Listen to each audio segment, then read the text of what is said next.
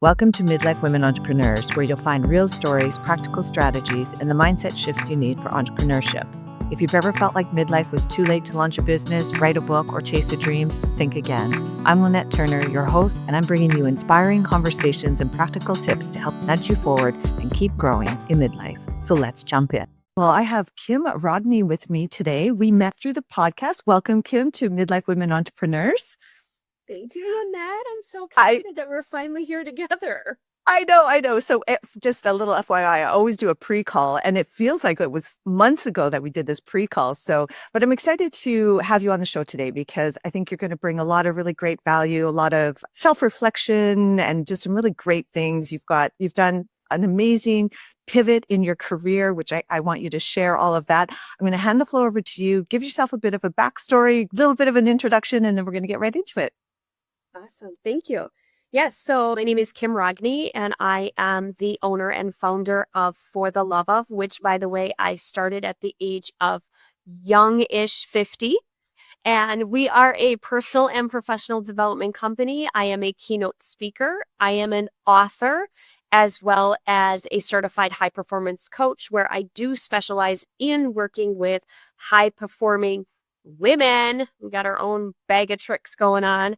Our mission at For the Love of, whether you're listening to me or I'm on stage or we're in a square together, is I just want to make sure that you leave inspired, empowered, and promote action so you can go live your best for the love of, you get to fill in the blank. For the love of starting a business, writing a book, being a great mom, having balance, maybe having no burnout, you get to fill in the blank. And so that's what brings us here today. I really love that because sometimes I think we talk so much about having this side hustles and doing this and doing that and getting this done. And I think a lot of women can live really heavily in masculine energy, especially in our younger years when we are, maybe we're wives or partners of some, we've got kids, or we're just building our careers or whatever the case may be. I feel like we just don't take a step back and really just truly love ourselves. And I think it's such a great message. So,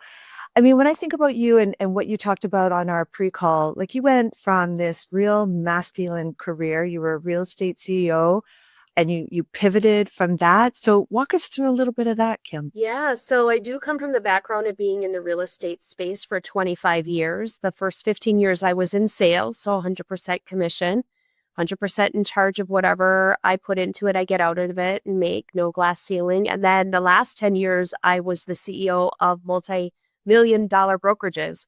The real estate industry has changed. It used to be a male-dominated industry. Now it is 60% of those that are in this space are women. However, women still don't hold the highest percentage when it comes to the leadership roles. So that's where I felt a little male dominance, if you will. But really what had happened was, it was back in 2002, I had a traumatic skiing accident. I was out in Breckenridge, Colorado. I live in Wisconsin, so we were out in the mountains, and I was with my groom of 27 years and my youngest daughter at that time. And we were doing our thing skiing. We were about an hour and a half in, and I fell. And in normal sisterly fashion, she was Snapchatting a picture back to her sister back in Wisconsin. Mom's down, ha ha ha. But this time I wasn't getting back up. And so I ended up breaking my tibia, my fibia, and my ankle. Had to be taken off the mountain on a toboggan and brought to the emergency room, had emergency surgery, and now have a rod that goes down from my, knee to my ankle with screws and all of that. And so really what had happened is, it was an injury that caused a forced slowdown. I kind of knew I was looking for something else, but honestly never gave myself the time to think about something else. Well, now I had a whole lot of thinking time. And it was during that thinking time, that forced slowdown time, that I decided it was time for me to retire from this role, and ended up giving a 2-month notice and just went full fledged ahead. January of 2023, I'm now entering my 3rd year to go and build this business. And that's how it all happened. Okay. So, not everybody has those moments where, like for you, it was this very pivotal moment where you had a lot of time, as you said, to do some self-reflection. But What would you say to somebody who is starting to think, you know what, this isn't a life of purpose. This isn't a life of passion. It's just, I'm just grinding it every single day. How did you know when you slowed down that that really was the moment where your professional identity was going to really sort of shift? Yeah. Well, a couple of things. I think we all have these trickles of thoughts, right? And whether it's something we just want to do as a hobby or on the side, not everything has to become our mission work, right? There's a lot of things that we can do that can fill our core spirit because it gives us joy. In this particular case, there were trickles that were already coming in over the last couple of years because of a change of leadership, because of a change of alignment and what I felt when I went to work, how we weren't always aligned, and how I didn't want to change my values, my beliefs. And so I would say for anybody who's kind of has those whispers, we cannot do anything with the whispers. We can't take action with the whispers. And actually, unless we actually do have some introspective time. And we know this is probably one of the hardest things to do, especially depending on the phase of your life that you're in. I mean, I now have semi-adulting children. I can have 2.5 hours in the morning. Well, when my kids were little, I couldn't. And so I could have if I built it in. And so it's not ignoring that, but then also realizing you actually then need to take time to do something with those whispers. Write it down, think about it, dream about it, activate that reticular activator, as they call it, that RAS. We know when we write and we think and we dream, we then can actually see opportunities in a different way. And so most of my clients who are like, I can't put my finger on it, right? But just something doesn't feel right. And as women, we don't always like saying the word feel. Yeah. And I'm like, that's okay. That's your intuition telling you that do need to take a moment and go spend some time with yourself to decide what you want to do with that whisper, if that makes sense. It does, and I love every piece of that. I really feel like those whispers are potentially your higher self, just trying to get a message to you. And often in our midlife, we obviously our identities start to change, and we do probably have a little bit more time, but we can often ignore them. Do you feel like sometimes we get a little bit scared when those whispers come You around? know what had happened to me? And so I have always had a business coach in my life. And I remember saying to my business coach when I went back after the injury and it just did not feel the same, I had said these words to her. I clearly remember. I said, I feel trapped because, first of all, my income is an integral part of our lifestyle. I am part of our family budget. And at that time, I was a CEO and I had been on a salary with benefits. Prior to that, I knew what it felt like to be 100% commission. And in my mind, also because I had been in the same industry for 25 years, I thought, okay, well, do I just go change real estate brokerages and do the same thing and try to find leadership that's in alignment? But I remember saying those words to her, and she said to me, you are never trapped. And what is it about this situation that makes you feel trapped? And so we did have to talk through the fear, as you mentioned, the fear of not being able to bring the economics to the table that are needed for my family budget. And so we had to talk through that. Well, what is it that you need at home, right? What is it that let's really like visit our numbers. Let's really talk about it. This is where we get really strategic. And the next thing that we did too was, and I even did this during my slowdown, was what am I really good at naturally, right? I went and pulled out my disc and actually printed it. I went and pulled out my Enneagram and printed it. I went and took the straight finders and printed it and put it all in a binder like a book and read it like I was reading about somebody else. Because a lot of times when we read these things, we just kind of go, oh, yeah, yeah, yeah, I know that. But we don't actually process what that means and then how we can take that natural and go ahead and do something with it. And I played around a lot. Now, this was even before AI. If I were to do it again, and I have done this before with some of my coaching clients, I would upload all of that information to AI. Yeah. And then I would say, now you tell me, right? Help me discover, like, tell me the top 20 jobs or businesses And there's no judgment whether you're W-2 or 1099. You have to do what's right for you, right? Right. And what works for your soul and what you're okay with. Now help me take all these puzzle pieces of myself and let's go and mold and design what that fits, right? And so that's what I did. It's sort of a bit of a mind mapping exercise, but now with the advancements of AI, I think that, like you're saying, you're just getting that rapid and much more in depth. I do have a program that does help come up with ideas and launch to your first client. And we do mind mapping, like all, because Yeah. I don't know how many times I have heard a midlife woman say, I have no skills. Oh, And, what are you talking about? You have so many skills. Well, yeah, sure. So maybe I was an engineer or maybe I was this. But then when you really look at all of the skills that we've collected over the years, a lot of that can be transformed into something else. And a lot of businesses start because you're solving a problem for yourself. And it sort of feels like that's the sort of the direction this journal went for you. You talked to me about consistently writing in your journal. So talk a little bit about that. yeah. I love to talk about For the Love of Self. So really what had happened when I started my business in January 2023, I had committed to allowing myself some time in the morning to journal. And so I just stole a couple of prompts that I want the prompts too. I'm like, I'm not a free journaler. I'm more like, give me the plan, the system, and then I'll Agreed. work it type of thing. That's what works for me. And so I took the 3 questions that I had heard and I just had my little dollar notebook and I wrote in it every day. And really what had happened, Lynette, as I was about 3 weeks into this project, I had a girlfriend who had texted me who was diagnosed with ALS in 2020. And so it's 2025 right now as we're recording this. She's still here. And by all accounts, she shouldn't be. And Okay. we decided to journal together and send each other pictures for accountability. And I started to share her story about what it was doing to her, what it was doing to me.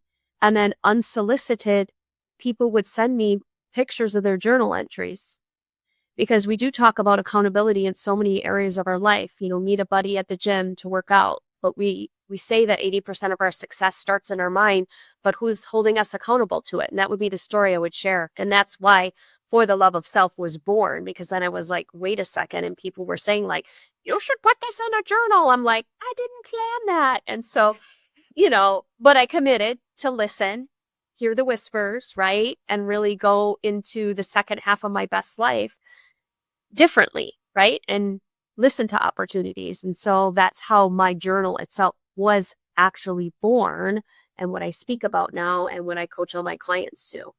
Yeah. And you talked about prompts. Where did you come up with the prompts?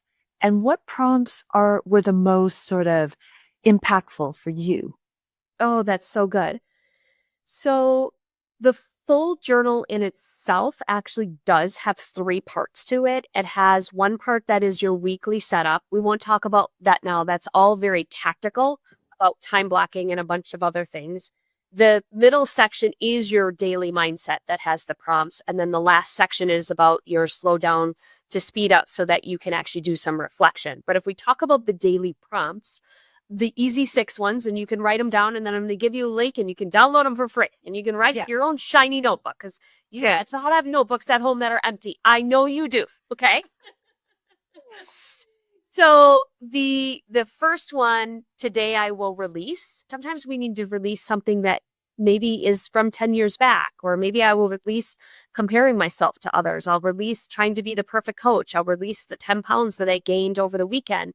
A lot of us are carrying around stuff from the night before because we had an argument with our teenager or whatever it might be. And we just need to give ourselves permission, especially as women, when we're constantly thinking we need to be perfect and we've got all these guilty feelings that we're not showing up as our best self in all areas, we can release. That was the point of that quick one. Like, okay, I'm going to release. And then I give you a prompt of breathe out. And then the Awesome. second one, we know this one, this will not shock anybody. I will take in gratitude for.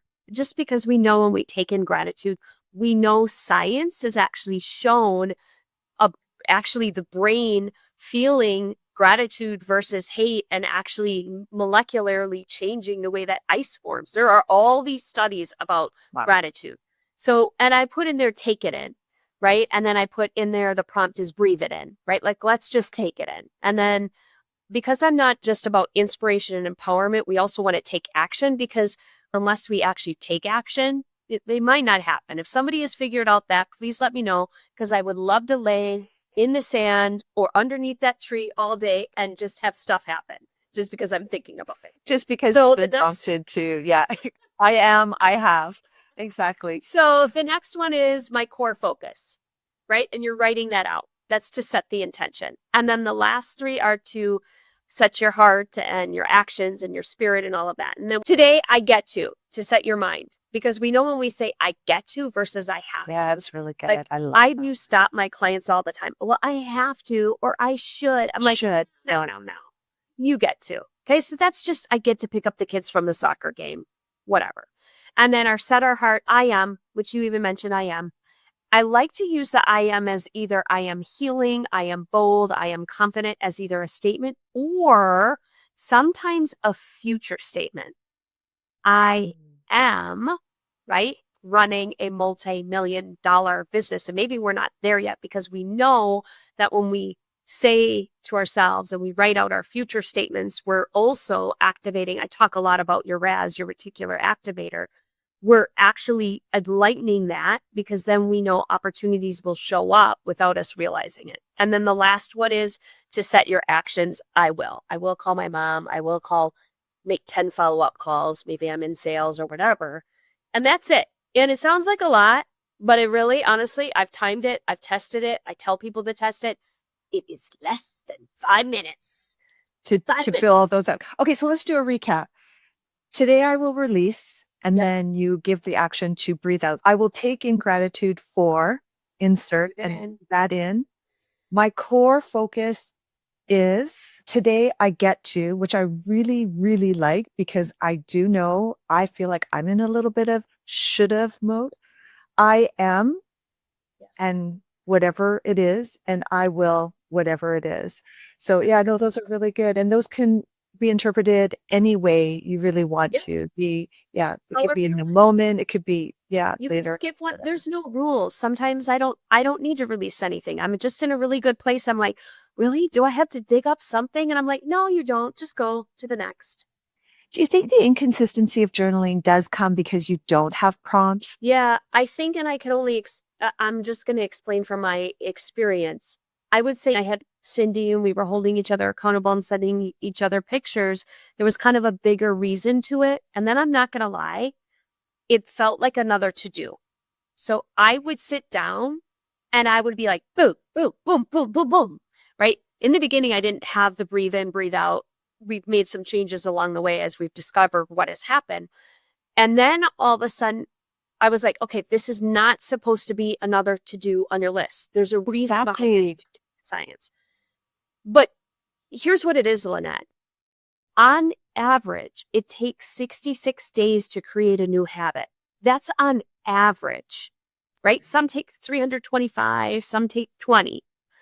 What we're doing is we're attempting to create a new habit and or new wiring in our brain, right? And we talked about the reticular activator. When we activate things in our brain, what your reticular activator is for women who are pregnant, all of a sudden you go to the grocery store and everybody's pregnant. And you hear that saying of, what's in the water? Is everybody drinking the water? No, all those pregnant people were there the week before, but now you're noticing it because you're pregnant.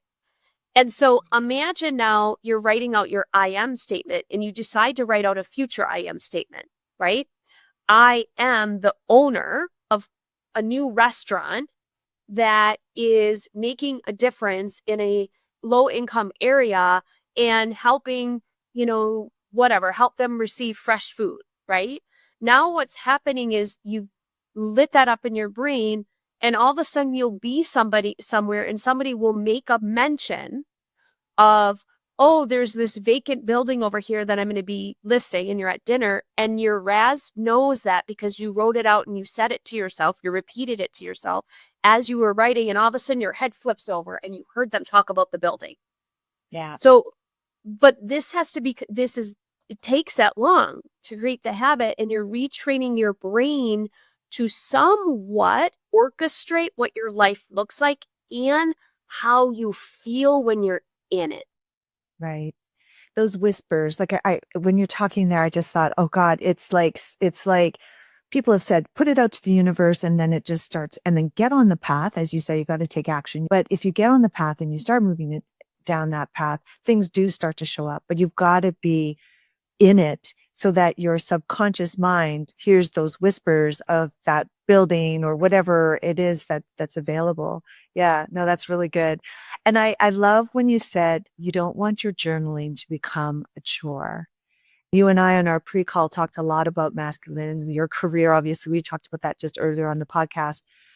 How did you pivot from that sort of masculine? Because this part of you now is really feminine. And I'll ask you that. I ask you that because I feel like now I've swung the pendulum a little bit too far on the feminine energy side of it because I feel like I'm a bit of a babbling mess now. But I don't know if it's because those are things that, my life is changing. I'm pivoting, I'm making change in my life. And I am full of I should do this, I should do this. But now I feel kind of stuck. And so have you ever come across that where, Yeah. yeah, So, okay, okay. So I'm all ears. are people can see this podcast as well, right? On YouTube, yeah, yeah. Yeah, okay. So I'm going to hold this up because you can go and find For the Love of Self on Amazon, but I don't know when you're going to go there. This version may not be out anymore. Okay, so that's why we're going to talk. This, black, red. When I first started, I felt that when I started my business, nobody, I don't know why I thought that would take me seriously as a coach and a speaker unless I called myself an executive business coach and everything was black and red and very masculine. Okay. Right. And no, I wouldn't be invited to the table. And no, I can't say the word feeling because then I'm too softy soft and they won't take me serious and all of these things. Right.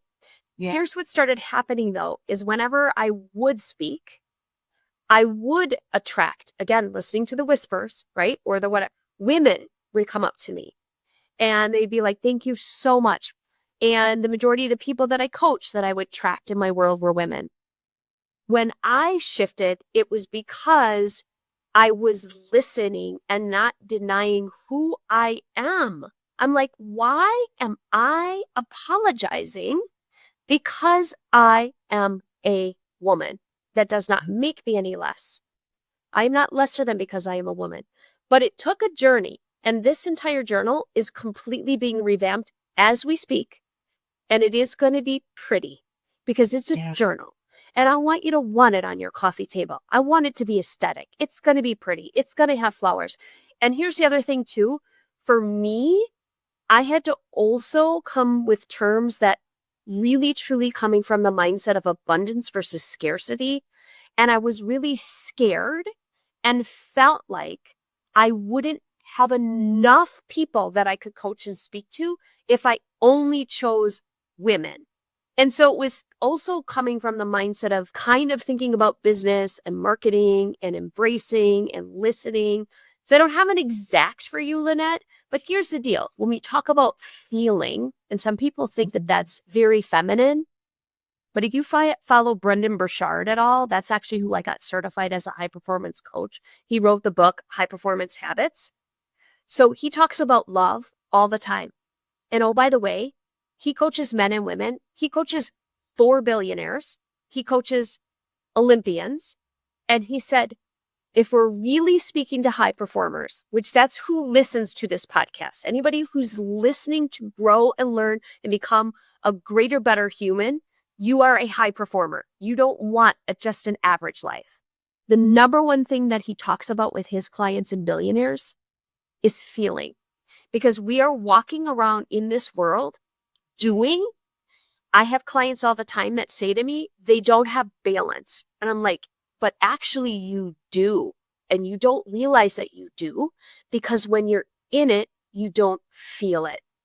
Right. You do have balance when you go on vacation with your family. You do have balance when you have dinner at the dinner table. You think you don't have balance. Yeah. Because you're not feeling when you're in it. That's good. And as you said, like it takes about 60 days to really create this habit. And as you're trying to change, sometimes you have to maybe force the change a little bit so that you can get into that habit. And then it'll eventually just, like you said, you'll get more in flow. And so the feminine is that feeling and then in flow and using your intuition and guiding and using your prompts to, figure out what is it that I'm doing and what am I? And why, and then the masculine is there to keep pushing you forward. Yes. So, Kim, you had mentioned that you had some people that were starting to share their pictures of their journaling. How did that start to form a community? Because I'm sure that's like when you feel like people are the same or we're not alone or we're not in it by ourselves, there can be this community that starts to form. So, talk a little bit about your community. Yeah, thank you. And so I call it our flow community, FLO, for love of. And I was like, listen, if it helps you, you can send the picture. And really, what the community became is more the messaging around it and more around the now conversation that we have when we're together because everybody knows the journal. They know what flow self means, right? And so it's just us talking about it and also finding out how everybody else is using it their way. Like Right. there are no rules. If you've got something else that's working, great. Go for it. If you don't want to do it, don't do it. It's you deciding what's going to work for you because I don't think it's the magic pill. It's just part of something that you could try to see if it helps you feel different. And so now when we come together in Zoom or a room or whatever, it's just more us talking about it and how each person is using it to make it their own. Right. And now, can you share your biggest, wow, that was amazing breakthrough for that person? Yeah, I recently had somebody say to me, oh, hey, I need another one because I filled mine. And each journal is for 1 quarter. I was like, you Yeah. filled it? I said, so what do you like the most about it? Because I can share what I do. And she actually likes the third part, which is the slow down to speed up, where I give you free journal pages. And really, the way that I coach to it is at the end of your week, you're doing a little reflection because otherwise we can tend to think we're never doing enough as high achievers. And she's like, you want to know what I do, Kim? Is I actually do that every night. And she said, it has really helped me kind of bookend my day, right? Like I start my day and I do my mindset in the beginning. And then at the end of the day, I kind of wrap it up with a bow. And then I sleep better because I've wrapped it up. I was like, okay, cool. Perfect. So that was somebody recently where I was like, that's so amazing. And I love to hear stories like that. Yeah, I love that too. There's one thing that I did want to talk before we wrap up is the PRP model. Talk about your coaching program or like your community, the journal. How do people Sure. find it? Like just kind of take us through Kim as the now newly formed entrepreneur. The PRP model came from what was happening between Cindy and I. Because when I would start to explain or force people to do the journal prompts, right? Before I actually Yeah. published a journal, I was like, you have to trust me on this. So the PRP actually stands for perception, reality, potential. And we start when we wake up every day, we start with the perception that we actually have of ourselves. Oh, I'm running late. Oh, I'm too stressed. I'm not ready. I'm not skinny enough. I'm not pretty enough, right? Which ends up becoming your reality. That's how you're walking around. You're walking around a little bit more, slouched and you're not feeling confident and it becomes your potential. So that is the actual point of the journal prompts is so that you can actually change your perception and the reality. And in the end, your potential and who you are, what you do, and how you act. So that's what the PRP model was. It's when I actually started to analyze what was happening to those that were participating in this activity that I didn't think was going to actually work. And so that's And I love that because I just want to say that when we start a business and we get it out there, it really should only be a minimal viable product, just a minimal offer so that when you're, like you just said, you're listening, you're trying to understand how are people going to use it?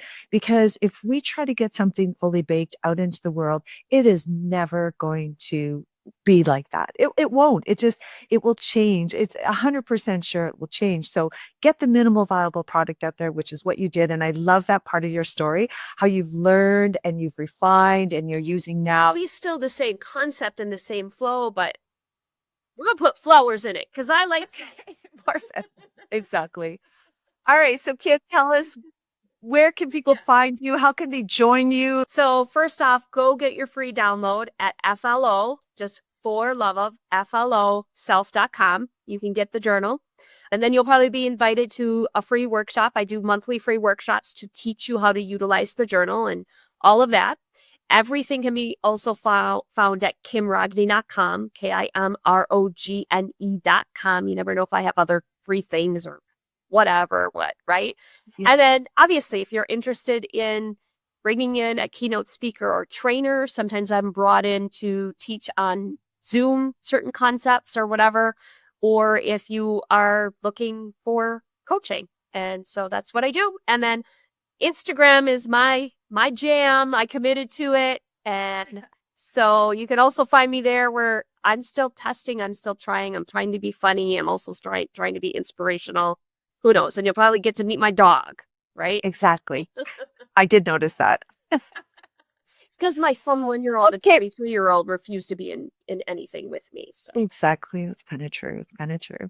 All right. Well, I'm going to be downloading that guide journal and I am going to join one of your workshops. So I can't wait. I'm really looking forward to it. So Thank you so much for being on the show today. You're wonderful. I think you shared amazing things. So I hope everybody who's listening got amazing things out of it. So thanks, Kim, and we will talk to you soon.